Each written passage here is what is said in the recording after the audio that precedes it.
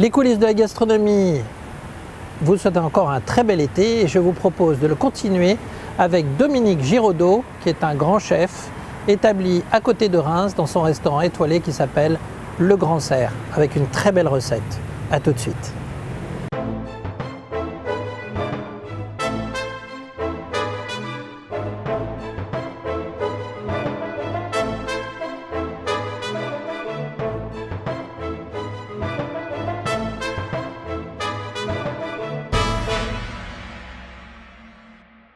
Dominique Giraudot.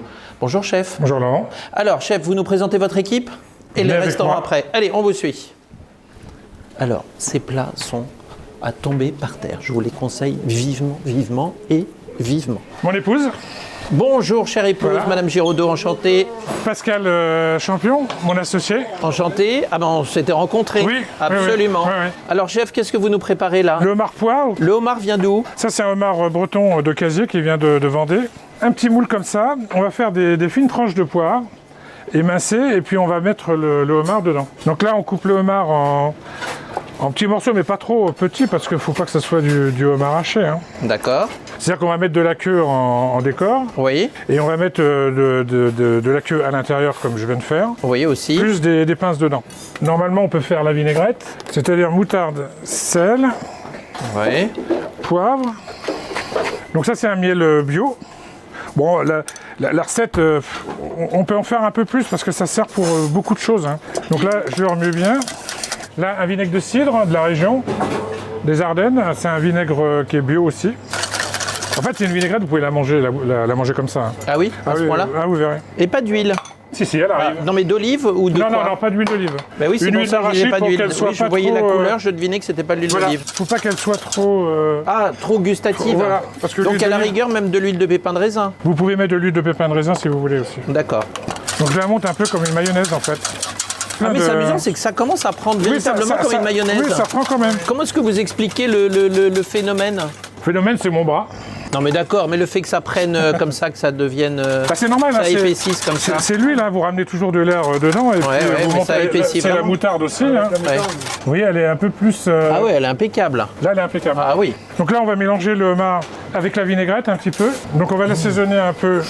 J'ai vu d'autres plats, chef. J'ai vu le plat à côté là qui mijote. Ça donne envie aussi. Là, c'est pour le personnel, ça. Ah bah oui, bah le personnel, il est gâté. On met un petit peu de vinaigrette dedans, pas trop, hein. Ouais. Juste pour le lier un peu comme ça. Pendant qu'ils sont en train de préparer, moi ce que je voudrais, c'est qu'on aille faire juste un petit tour pour aller voir ce que mange le personnel. Si vous aviez les odeurs, c'est remarquable. Et après, vous allez les mettre directement dans l'assiette. Ah, c'est amusant ça. Et ça prend bien. Hein. Là, je la mets au milieu de l'assiette, comme ça. On va couper maintenant des petits morceaux de homard.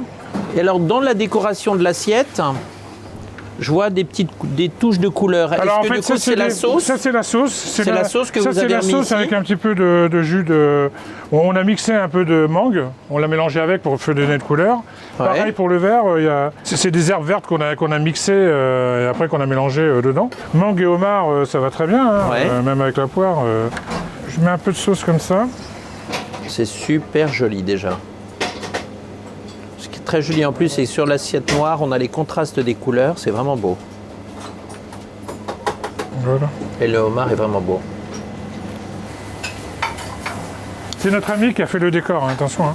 Et donc ça, c'était une recette qui existait déjà quand vous êtes arrivé, ah, oui. Ouais, et que vous avez relooké alors? Oui, enfin, le relooké, il ne faut pas exagérer non plus. On met tous notre main à la pâte. Hein. Non, ça, ouais, c'est une recette qui a 35 ans. Hein. 35 ans, ah oui. J'ai fait ça au chardonnay. Hein, ah, c'est impressionnant ça. Donc voilà. Mais elle reste toujours au goût du jour en fait. Mais oui, mais c'est un plat signature. Voilà. Et ben voilà la recette. Homard poivre, vinaigrette aigre douce. Voilà.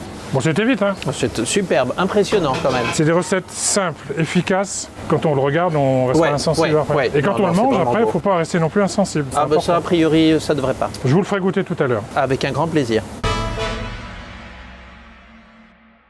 Ce décor, il fonctionne super bien, c'est le soir. Ah, le soir, ça crée une ambiance qui est délicieuse. Oui, c'est vraiment exceptionnel. Je trouve que c'est apaisant. Alors, chef, votre parcours? J'ai fait l'école hôtelière de Paris, Jean Drouin. Après, je suis allé à l'hôtel de la Poste à Avallon.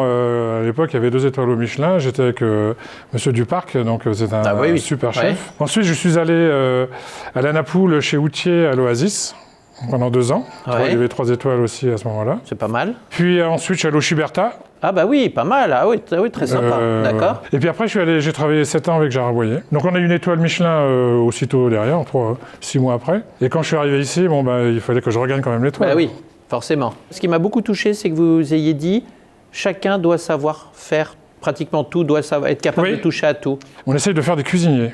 Cuisinier, il n'a pas besoin de recettes, c'est en lui. Dans notre maison, au bout de 3 ans, il peut aller partout après, parce qu'il touche tout. On fait 400 ou 400 recettes par an ici. On touche tous les produits, donc on essaie de leur montrer quand même pas mal de choses. Alors, les plats signatures du chef Dominique Giraudot? Alors bon, entre autres, le homard poire et le homard melon, qu'on fait ça depuis... plus de 30 ans maintenant. Je fais une terrine d'huître en gelée au caviar, des tourtes de Saint-Jacomard, des choux froids de foie gras aux truffes, enfin plein de choses comme ça. Ou la truffe surprise que je faisais, c'est du foie gras qui est boulé et en forme de truffe. Et elles sont entourées complètement de truffes. Et après, on met une gelée dessus avec une feuille d'or dessus. On a vraiment la... c'est magnifique, ça doit faut la revenir. Pour terminer, au niveau sucré. On fait le pamplemousse caramélisé glace au miel. D'accord.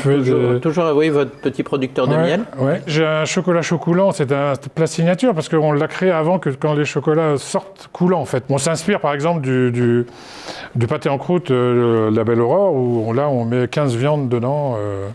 Et c'est des pâtés en croûte qui sont très... ça c'est absolument délicieux. C'est à nous de les moderniser. Parce qu'en fait, quand on regarde tous les grands chefs, c'est quand même de la cuisine de leur région, mais aussi de la cuisine qui est aussi, classique. Après, il la sublime. C'est ce qu'on va goûter maintenant. Oui, peut-être. Ouais. Merci, chef. J'espère que cette recette vous aura plu et vous aura mis l'eau à la bouche autant qu'à moi. Prochain rendez-vous avec un fromager incroyable qui s'appelle C-O-W. Vous me direz que ça veut dire vache, mais pas que. Ça veut dire également Cheese of the World. Et vous allez rencontrer un fromager incroyable qui fait venir ses fromages, 90% au lait cru, du monde entier. On va découvrir des produits absolument incroyables avec Alexandre. À très bientôt.